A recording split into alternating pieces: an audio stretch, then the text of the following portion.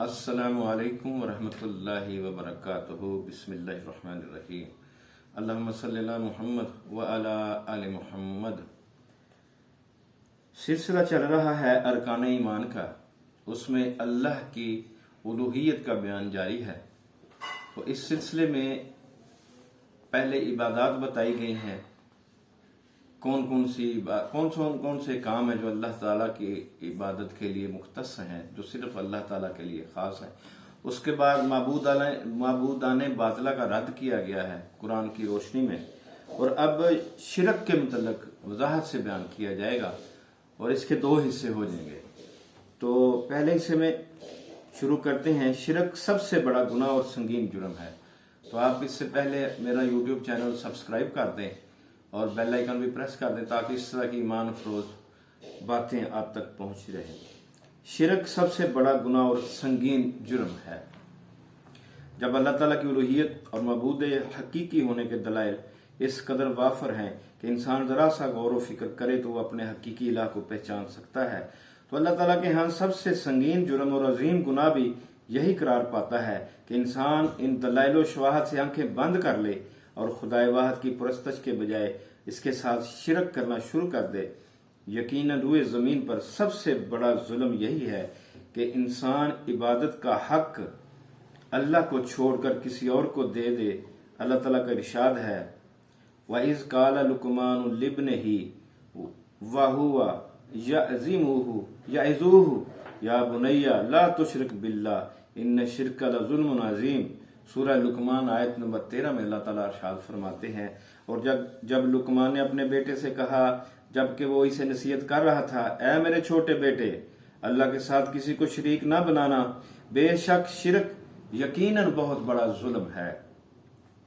हदीस में है कि नबी सल्लल्लाहु अलैहि वसल्लम से कबीरा गुनाहों के मुतल्लिक पूछा गया तो आप सल्लल्लाहु अलैहि वसल्लम ने फरमाया, अल्लाह के साथ शिरक करना, वालिदैन की नाफरमानी करना, कत्ल करना और झूठी गवाही देना। ये बुखारी और मुस्लिम दोनों में यह हदीस मौजूद है। एक दूसरी हदीस में है, नबी सल्लल्लाहु अलैहि वसल्लम से पूछा गया कि सबसे बड़ा गुनाह कौन सा है। आप सल्लल्लाहु अलैहि वसल्लम ने फरमाया, अन तजअला लिल्लाहि निदन व हुवा खलक़का। बुखारी किताब तफसीर में भी है और बुखारी में भी है और मुस्लिम में भी है, ये कि तुम अल्लाह का कोई शरीक बनाओ हालांकि इसने तुम्हें पैदा किया है। शिरक के नुकसानात क्या हैं? शिरक के चंद नुकसानात ये हैं। नंबर 1, जो शख्स तौबा किए बगैर हालत शिरक पर मर गया, इसकी बख्शिश नहीं होगी। अरशाद बारी ताला है, इन्नल्लाह ला यगफिरु अन युश्रका बिही व यगफिरु मा दून ज़ालिका लिमन यशा व मन युश्रिक बिल्लाहि फ़क़द इफ़्तरा इस्मन अज़ीमा। सूरह निसा आयत नंबर 48 में अल्लाह ताला इरशाद फरमाते हैं, बेशक अल्लाह इस बात को नहीं बख्शेगा कि इसके शरीक बनाया जाए, और वो बख्श देगा जो इसके अलावा है। उसके अलावा यानी कि जिसे चाहेगा वो बख्श देगा, और जो अल्लाह का शरीक बनाए तो यकीनन इसने बहुत बड़ा गुनाह गढ़ा। नंबर 2, मुशरक पर जन्नत हराम है और वो दायमी जहन्नमी है। अल्लाह ताला का इरशाद है, लक़द कफ़र अल्लज़ीना क़ालू इन्नल्लाह हुवल मसीह इब्नु मरियम व क़ालल मसीह या बनी इसराइल अब्दुल्लाह रब्बी व रब्बकुम इन्नहु मन युश्रिक बिल्लाहि फ़क़द हर्रमल्लाहु अलैहिल जन्नत व मअवाहुन नार व मा लिज़्ज़ालिमीन मिन अंसार। सूरह माइदा आयत नंबर 72। बिलाशुबा यकीनन इन लोगों ने कुफर किया जिन्होंने कहा है, बेशक अल्लाह मसीह इब्ने मरियम ही है, और मसीह ने कहा, ऐ बनी इसराइल, अल्लाह की इबादत करो जो मेरा रब और तुम्हारा रब है। बेशक हकीकत यह है कि जो भी अल्लाह के साथ शरीक बनाए सो यकीनन इस पर अल्लाह ने जन्नत हराम कर दी और इसका ठिकाना आग है, और जालिमों के लिए कोई मदद करने वाला नहीं है। और शिरक का तीसरा नुकसान, शिरक की वजह से तमाम अमाल ज़ाया और बर्बाद हो जाते हैं। ارشاد باری تعالیٰ ہے وَلَقَدْ أُوحِيَ إِلَيْكَ وَإِلَى الَّذِينَ مِن قَبْلِكَ لَئِنْ أَشْرَكْتَ لَا يَحْبَطَنَّ عَمَلُكَ وَلَا تَكُونَنَّ مِنَ الْخَاسِرِينَ۔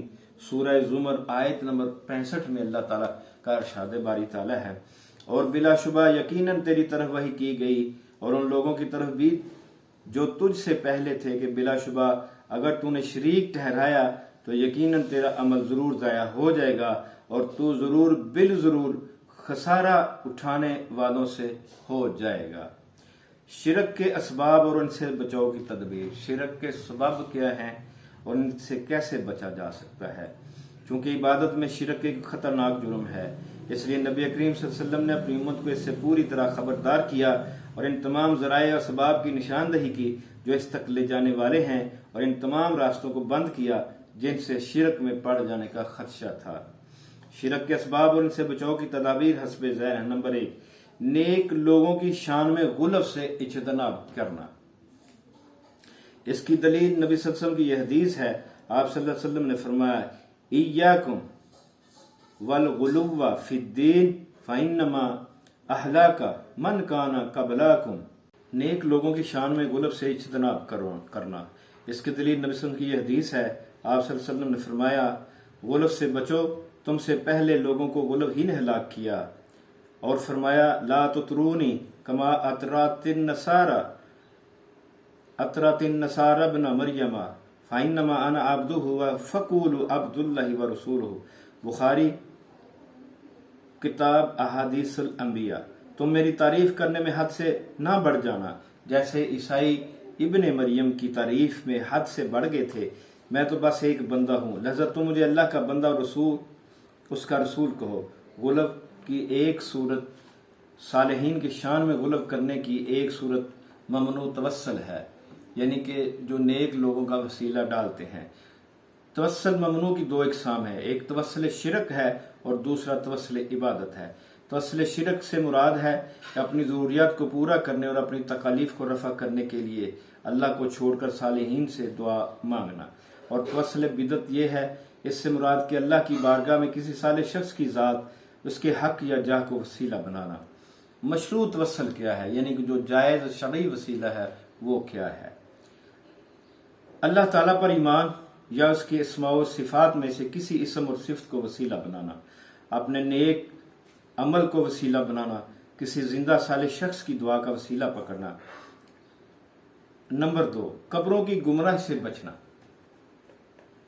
قبروں کی وجہ سے گمراہ ہونے اور فتنہ میں پڑنے کی صورتیں مندرجہ ذیل ہیں۔ قبروں کو مسجد بنانا۔ قبروں کو مسجد بنانے کا مطلب یہ ہے کہ انسان قبرستان میں یا کسی خاص قبر کے پاس نماز ادا کرے، اگرچہ ظاہری طور پر وہاں مسجد کی عمارت نہ بھی ہو، وہاں نماز ادا کرنا ہی انہیں مسجد کا درجہ دینا ہے۔ اس عمل کی قباحت و شناعت کے حوالے سے چند احادیث ملاحظہ ہوں۔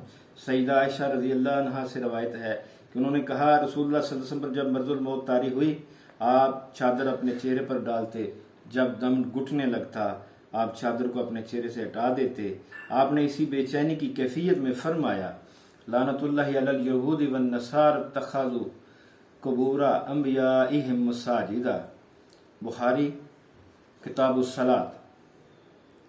یہود و نصارہ پر اللہ کی لعنت، انہوں نے اپنے انبیاء کی قبروں کو سجدہ گاہ بنا لیا۔ آپ صلی اللہ علیہ وسلم اپنی امت کو اس عمل سے ڈرا رہے تھے جس کا ارتکاب گزشتہ امتوں نے کیا تھا۔ اسی طرح آپ صلی اللہ علیہ وآلہ وسلم نے فرمایا سنو، تم سے پہلے لوگ اپنے انبیاء اور صالحین کی قبروں کو سجدہ گاہ بنا لیتے تھے۔ سنو، تم قبروں کو سجدہ گاہ نہ بنانا، میں تمہیں اس عمل سے منع کرتا ہوں۔ قبر پر عمارت بنانا اور اس پر گچھ کاری کرنا۔ اس کی دلیل ابو حیاج اسدی کی وہ روایت ہے جو انہوں نے سیدنا علی بن ابی طالب رضی اللہ تعالیٰ عنہ سے روایت کی ہے۔ انہوں نے کہا سیدنا علی رضی اللہ عنہ نے مجھ سے فرمایا کیا میں تمہیں اس مہم پر نہ بھیجوں جس پر رسول اللہ صلی اللہ علیہ وآلہ وسلم نے مجھے بھیجا تھا؟ وہ یہ ہے کہ تم جو تصویر دیکھو اسے مٹا ڈالو اور جو بلند قبر دیکھو اسے زمین کے برابر کر دو۔ اسی طرح سیدنا جابر بن عبداللہ رضی اللہ تعالیٰ عنہ سے روایت ہے کہ انہوں نے کہا رسول اللہ صلی اللہ علیہ وسلم نے قبر کو چونا کرنے، اس پر بیٹھے اور اس پر کوئی عمارت بنانے سے منع فرمایا ہے۔ لہذا قبروں پر قبے اور مزارات تعمیر کرنا، ان کی تزئین و آرائش کرنا اور ان پر نقش و نگار کرنا سب اس حکم میں شامل ہیں۔ حصول ثواب کی خاطر کسی قبر کی زیارت کے لیے سفر کرنا، بغرض عبادت کسی خاص قبر کی زیارت کے لیے سفر کرنا اور قصداً وہاں جانا بھی جائز نہیں ہے۔ نبی صلی اللہ علیہ وسلم کا ارشاد ہے، 3 مسجدوں کے علاوہ کسی مسجد کی طرف ثواب کی نیت سے سفر نہ کیا جائے: مسجد حرام، مسجد رسول اللہ صلی اللہ علیہ وسلم اور مسجد اقصی۔ نبی صلی اللہ علیہ وسلم کی قبر پر میلہ لگانا، اس کی دلیل نبی صلی اللہ علیہ وسلم کا یہ ارشاد ہے، وَلَا تَجْعَلُوا قَبْرِي عِیدًا، میری قبر پر میلہ نہ لگانا۔